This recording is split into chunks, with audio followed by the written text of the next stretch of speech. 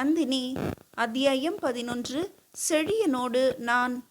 பிரம்மராயர் வந்து சென்றுவிட்ட பின்பு அதிரடியாக ஏதாவது நடக்கும் என எதிர்பார்த்து காத்திருந்த எனக்கு பெரும் ஏமாற்றமே மிஞ்சியது. வழக்கம் போல நாட்கள் ஓடிக்கொண்டிருக்க குந்தவையிடம் இதுவரை பிரம்மராயர் எதுவும் சொல்லவில்லையோ என்ற ஐயமும் எனக்கு மேலோங்கியது. காஞ்சியில் கரிகாலரை சந்தித்தது குந்தவைக்கு தெரியாதவரை அடுத்த நகர்வு என்ன என்பதை முடிவு செய்ய முடியாமல் தவித்தேன். அதற்கு முன்பு செய்ய வேண்டிய முக்கிய வேலை ஒன்று இருக்கிறது. அதற்கு குந்தவையின் நகர்வை அறிய வேண்டியது முக்கியமாயிற்றே. யோசித்து கொண்டே தோட்டத்து நந்தவனம் நோக்கி நடந்து கொண்டிருந்தேன் நான். தந்தையை தோட்டத்தில் காணாமல் அங்கும் இங்கும் பார்வையை அலையவிட்டேன். மூலையில் இருந்த வேம்பின் மரத்தடி ஒன்றில் சாய்ந்து அமர்ந்திருந்தார் தந்தை. அவரது ஒரு கையானது நெற்றியின் மேல் இருந்ததை கண்டு தீவிர யோசனையில் இருக்கிறார் என்பதை புரிந்து கொண்டேன். என்னப்பா, இங்கு வந்து படுத்துள்ளீர்கள்? உடலுக்கு ஏதேனும் தொந்தரவா? உடலால் தொந்தரவு என்றாலும் பரவாயில்லையே, உறவுகளால் தான் பெரும் தொந்தரவாக உள்ளது என சலித்து கொண்டார் தந்தை. ஏதோ நடந்திருக்கிறது என்பதை புரிந்து கொண்டு எச்சரிக்கையானேன். சாப்பிட வருகிறீர்களா அப்பா என்றேன். அதற்கு முன்பு நீ எனக்கொரு உறுதி அளிக்க வேண்டும். ஏன் என்று எந்த ஒரு கேள்வியும் கேட்காமல் நான் கூறுவதை செய்ய வேண்டும் என்றார். நீங்கள் கூறி நான் எதை அப்பா செய்யாமல் இருந்திருக்கிறேன்? எதுவாயினும் கூறுங்கள் என்றேன். நாளையே நீ திருமலையோடு மதுரையில் இருக்கும் அத்தை வீட்டிற்கு செல்ல வேண்டும். சில நாட்கள் அங்கு தங்க வேண்டியிருக்கும். உன்னை விட்டுவிட்டு திருமலை அங்கிருந்து புறப்பட்டு விடுவான். அத்தையோடு அவரின் பெண்கள் 2 உண்டு. நானாக வந்து அழைக்கும் வரை அவர்களோடு தான் இருந்தாக வேண்டும் நீ என தந்தை கூற, என்னை சோழத்திலிருந்தே வெளியே அனுப்ப திட்டமிட்டு விட்டால் குந்தவை. மதுரை பாண்டிய மண். தற்போது சோழத்தின் வசம் இருந்தாலும் வேறு மண். வீரபாண்டியரை கொல்வதற்கு முன்பு கரிகாலர் அங்கு வர வாய்ப்பே இல்லை.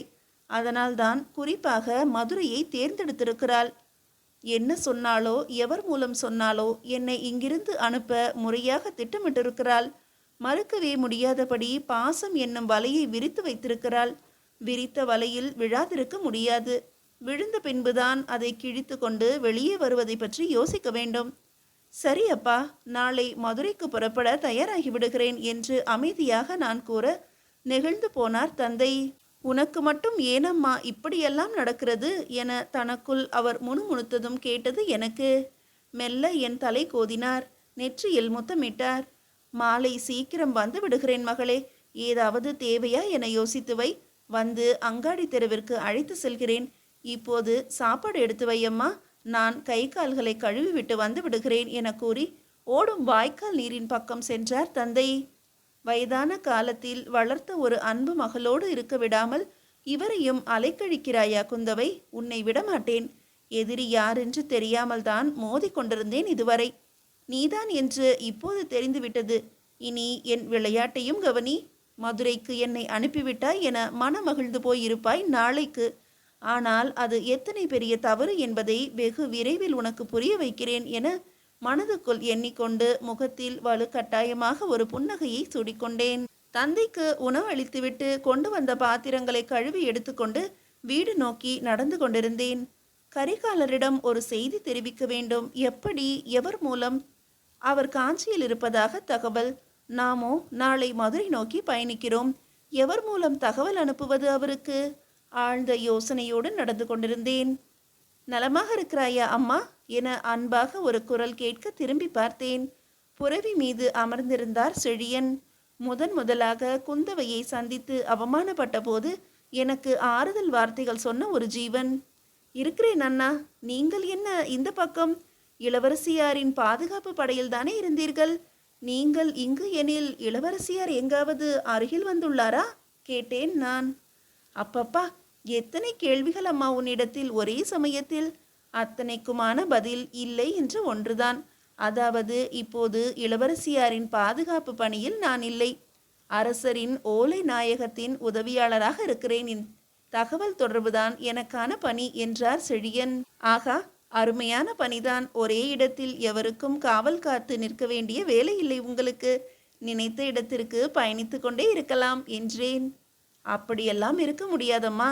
அரசரின் ஆணைகளோ ஓலைகளோ எவரிடத்தில் சேர்க்க வேண்டும் என்று உத்தரவு வருகிறதோ அங்கு நோக்கி பயணப்பட்டு அவர்களிடம் சேர்ப்பது மட்டும்தான் பணி. நேரம் காலமெல்லாம் பார்க்க முடியாது தாயே. புறப்படடா என்றால் மூட்டையை கட்டி புறவியில் வைத்து கொள்ள வேண்டியதுதான். இப்போது கூட பார், காஞ்சி நோக்கி சென்று கொண்டிருக்கிறேன் வேலையாக. நேற்று இரவுதான் சீராப்பள்ளியிலிருந்து கிளம்பினேன். அதற்குள் மிக அவசரமாம் அடுத்த வேலைக்கு அனுப்பிவிட்டார்கள் என அண்ணன் கூற உள்ளுக்குள் ஒரு மின்னல் வெட்டியது. காஞ்சிக்கா? எவரை பார்க்க போகிறீர்கள் அங்கு? ஆர்வமாக கேட்ட என்னை கூர்மையாக பார்த்தார் செழியர். எவரிடமும் எது பற்றியும் கூற முடியாத பணியம்மா என்னுடையது. நெருக்கடி தர வேண்டாம் இது போன்ற கேள்விகளை கேட்டு என்றார் செழியன் மெதுவாக. மன்னிக்கவும் அண்ணா, ஏதோ ஒரு ஆர்வத்தில் கேட்டுவிட்டேனே தவிர எனக்கு அது தேவையில்லாத விஷயம் என்பதும் தங்களை சங்கடப்படுத்தும் கேள்வியும் அது என்பதும் இப்போதுதான் புரிகிறது. பரவாயில்லையம்மா, நீ எப்படி இருக்கிறாய்? அன்று நடந்ததையே நினைத்து அமைதியை இழக்கவில்லையே நீ. அது போதும் எனக்கு. அதைவிட பெரிய பெரிய பிரச்சனைகளை சந்திக்கிறேன் எனும்போது அதை பற்றி யோசிப்பதற்கு நேரம்தான் ஏதண்ணா என்று என்னை உற்று பார்த்தார் செழியர். வேறென்னம்மா பிரச்சனை உனக்கு? என்னிடம் கூறக்கூடாதா? ஏதாவது செய்ய முடியுமா என்று யோசிக்கிறேன். எனது தாய் தந்தை பிரச்சனையில் அண்ணா என்ற என்னை நோக்கி சிரித்தார் அவர். இது அபாண்டமான குற்றச்சாட்டு. எனக்கு தெரிந்தவரை பட்டர் அமைதியானவர். அவரால் எவருக்கும் பிரச்சனை நேராது என்றார். அவர் என்னை வளர்த்த தந்தை அண்ணா. நான் பெற்றவர்கள் யாரென தேடிக்கொண்டிருக்கிறேன் என்றேன். அதிர்ச்சியோடு பார்த்தார் செழியர். என்ன சொல்கிறாய் நந்தினி? பெற்றவர்களை தேடுகிறாயா? எங்கே இருக்கிறார்கள்? வேகமாக கேட்டார் செழியன். எவரென்றே இன்னும் தெரியாத போது எங்கே என்று தேடுவது அண்ணா என்றேன் நான் வருத்தமாக.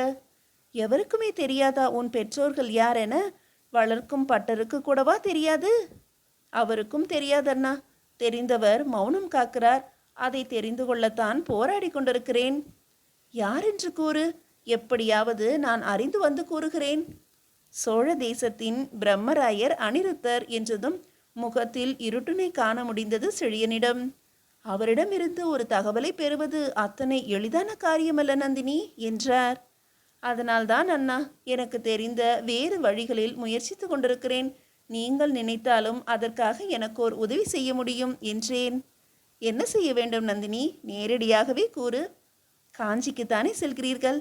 அங்கு நம் இளவரசர் கரிகாலரை நீங்கள் சந்திப்பீர்களா? அவரிடம்தான் ஒரு வேலை உள்ளது எனக்கு என்று என்னை விழிகள் விரிய பார்த்தார். இளவரசரை நீ எப்படி அறிவாயம்மா? அவரிடம் என்ன வேலை உனக்கு? அவரிடம் ஒரு ஓலை தர வேண்டும். முக்கியமான ஓலை. என் பிறப்பின் ரகசியம் அறிவிக்கும் ஓலை. எவரும் அறியாமல் தந்துவிட உங்களால் முடியுமா? என்ன ஓலை? எவர் எழுதியது? இளவரசருக்கு எப்படி தெரியும் நீ யார் என்பது? கேள்விகளை அடக்கிக் கொண்டே போனார். எல்லா கேள்விகளுக்கும் எனக்கும் விடை தெரியாது அண்ணா. ஆனால் அந்த ஓலை அவர் கையில் கிடைத்துவிட்டால் விடை கிடைக்கும் என்று நம்புகிறேன் என்று என்னை நம்ப முடியாது பார்த்தார் செழியர். நம்புங்கள் அண்ணா. என் வாழ்வின் இடைப்பட்ட காலத்தில் நடந்த விஷயங்கள் அனைத்தும் காட்டும் பொருளே வேறு. ஒரே ஒரு கேள்விக்கு என்னை பார்த்து பதில் கூறுங்கள் அண்ணா என்று என்னை நிமிர்ந்து பார்த்தார். என்னை பார்த்தால் வைணவ குலத்து பெண்ணாகவா தெரிகிறது? என் பேச்சு, நடவடிக்கை, தோற்றம் என ஏதாவது ஒன்றில் அந்தணர் குல வாடை வருகிறதா கேட்டேன் நான். இல்லை, நிச்சயமாக இல்லை. உன்னை பார்க்கும் எவருக்குமே இந்த ஐயம் உண்டு. எனக்கும் அன்றே இருந்ததம்மா. அதேதான் அண்ணா. ஏதோ ஒரு மிக பெரிய ரகசியம் என் பிறப்பில் அடங்கி உள்ளது. அது வெளிப்பட்டால் பெரியதோர் விபரீதம் நிகழும் என்பதாலேயே அனைவரும் சேர்ந்து குழி தோண்டி புதைக்கிறார்கள் அதனை. எப்படியாவது அதனை வெளிக்கொணர வேண்டும் என்பதற்காகத்தான் இத்தனை போராட்டமும். இதில் உங்கள் உதவி மகத்தானது அண்ணா. தயவு செய்து நான் கேட்டதை செய்வதற்கு ஒப்புக்கொள்ளுங்கள் என்று மன்றாடினேன் நான். சரி, உன்னை நம்புகிறேன். ஓலை எங்கே? இங்கேயே இருங்கள் அண்ணா. வீட்டிற்கு ஓடி சென்று எடுத்து வந்து விடுகிறேன் என்று நான் நேராக வீட்டிற்கு ஓடினேன்.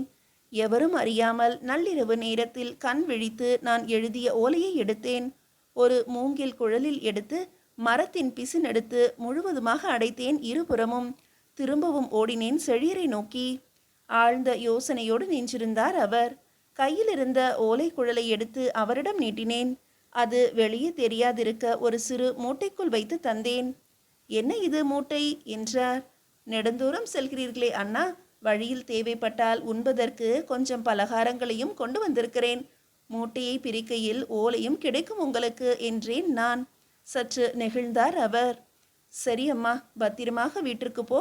ஆர்வ கோளாறில் ஏதாவது ஆபத்தில் சிக்கிவிடாதே. கரிகாலரிடம் எப்படியும் நான் சேர்த்து விடுகிறேன். ஒருவேளை அவரை நேரடியாக சந்திக்க நேர்ந்தால் ஏதாவது கூற வேண்டுமா என்றார். அரங்கத்தில் ஆட வேண்டியது அம்பலத்தில் ஆடப்போகிறது என்பதை மட்டும் சொல்லுங்கள் அண்ணா என்றேன் நான். என்ன பொருள் இதற்கு என்று கேட்டார் செழியர். இதற்கு பொருள் என்ன என்பதை ஓலையை படித்த பின்பு அவரே தெரிந்து கொள்வார் அண்ணா என்றேன். நல்லதம்மா, உன்னை முழுமையாக நம்பி இப்பணியில் இறங்குகிறேன் நந்தினி. நன்றி அண்ணா. சமயம் வரும்போது இதற்கான நற்பலனும் கிடைக்கும். இது நான் உங்களுக்கு அளிக்கும் உறுதி. வருகிறேன் நந்தினி. திரும்ப வரும்போது முடிந்தால் சந்திக்கிறேன் என்ற செழியன் தன் புரவி மீதேறி விரைய ஆரம்பித்தார். எம் இறையே நன்றி. இக்கட்டான இந்த நிலையில் சிக்கலான இந்த பணிக்கு செழியனாரை எம்மிடம் அனுப்பியதற்கு மிக்க நன்றி எம் ஈசனே என கண்களை மூடி மனமுருகினேன் நான். உள்ளுக்குள் திடீரென குந்தவையின் ஏளன சிரிப்பு. நன்றாக சிரித்துக்கொள் குந்தவை, இப்போதே சிரித்துக்கொள். நான் கொடுத்து அனுப்பிய ஓலை மட்டும் கரிகாலரின் கையில் கிடைத்துவிட்டால், அவரும் அதை படித்துவிட்டால், அந்த கணம் முதல் சிரிப்பு என்ற ஒரு விஷயமே இல்லாது போய்விடும் உன் வாழ்க்கையில். உன் சோக முகத்தினை பார்க்க நிச்சயம் வருவேனடி உன் முன்பு என உள்ளுக்குள் எண்ணிக்கொண்டு வெறி பிடித்தார் போல சிரித்தேன் நான். மனதின் பெரிய பாரம் ஒன்று குறைந்ததாக தோன்றியது. வழக்கமாக இரவில் வரும் அண்ணன் திருமலையும் மாலையே வீடு வந்துவிட்டான்.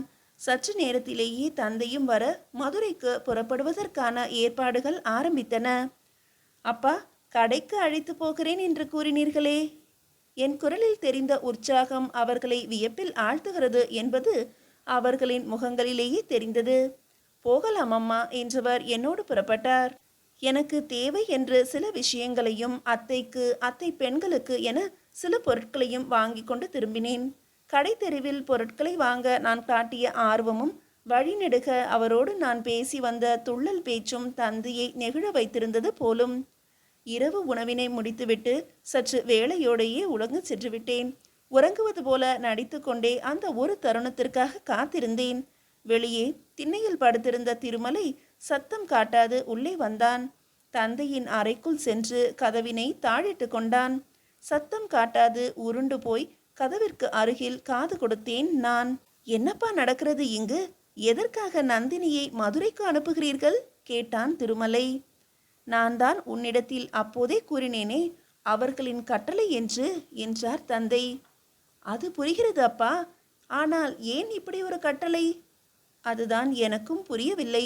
இவளிடமும் எதுவும் கேட்க முடியவில்லை. என்ன நடந்தது என்றே விளங்கவில்லை. சிறு பிள்ளை போல உற்சாகமாக அவள் புறப்படுகிறாள் மதுரைக்கு. ஏதாவது தவறு இழைத்திருந்தால் இப்படி நடந்து கொள்ள முடியுமா அவளால்? எனக்கு என்னவோ வேறு எவரோ செய்த தவறுக்கு தவறுதலாக இவளை பொறுப்பாளி ஆக்குகிறார்களோ என்றே தோன்றுகிறது என்றார் தந்தை. எதற்காக மதுரைக்கு அனுப்ப வேண்டும் அவளை என்பதை நீங்கள் கேட்கவில்லையா அப்பா? எவரிடம் கேட்பது? அவரின் உத்தரவு என்ற தகவல் தானே வந்து சேர்ந்தது. நந்தினியை அனுப்பிவிட்டு நாளை மாலை என்னை வந்து சந்திக்க கூறியுள்ளார்கள். அப்போதுதான் தெரியும் என்ன விஷயம் என்று. அதுவும் அவர்களாக கூறினால்தான் உண்டு என்றார் தந்தை. நான் வேண்டுமானால் இது பற்றி பிரம்மராயரிடம் பேசவா கேட்டான் திருமலை. பிரம்மராயருக்கே உத்தரவிடுபவர் கட்டளை இது திருமலை. இதை மீற அவராலும் முடியாதே. என்னவோ போங்கலப்பா, திருவரங்கம் விட்டு வந்ததே தவறு. இங்கு எதுவுமே சரியில்லை. எல்லாவற்றிலும் ஏதாவது ஒரு மர்மம் ஒளிந்தே உள்ளது. மனம் விட்டு வெளிப்படையாக சிரித்ததும் பேசியதும் கூட எப்போது என்றே தெரியவில்லை எனக்கு. கள்ளம் கபடமில்லாத என் தங்கையின் வாழ்வில் எவர் கண்பட்டதோ இப்படி அல்லாடி கொண்டிருக்கிறாள் அவள். ஆண்டாளாக மாறி அரங்கனை சேவித்திருந்தால் எந்த ஒரு துன்பமும் அண்டி இருக்க முடியாது அவளை என்றான் திருமலை. என் தமையனின் பாசம் கண்டு கண் கலங்கியது எனக்கு. ஆம் திருமலை, நீ கூறுவதும் உண்மைதான். அரங்கனின் சன்னதியில்தான் அவர்கள் முதலாக நந்தினியை சந்தித்தார்கள். அப்போதே அழகுதான் ஆபத்தை தரும் என்று ஏதோ கூறினார்கள். அப்போது எனக்கு எதுவும் விளங்கவில்லை. இப்போது புரிகிறது. நந்தினியை நம்மிடமிருந்து பிரித்து மதுரைக்கு அனுப்பச் சொல்லி அவர்களிடமிருந்து கட்டளை வந்ததன் காரணம் என்னவென்று இப்போதுதான் புரிகிறது. ஏதோ நடந்திருக்கிறது. அதன் பிறகுதான் உடனடியாக என்னை புறப்பட்டு இங்கு வரச் சொன்னார்கள் அவர்கள்.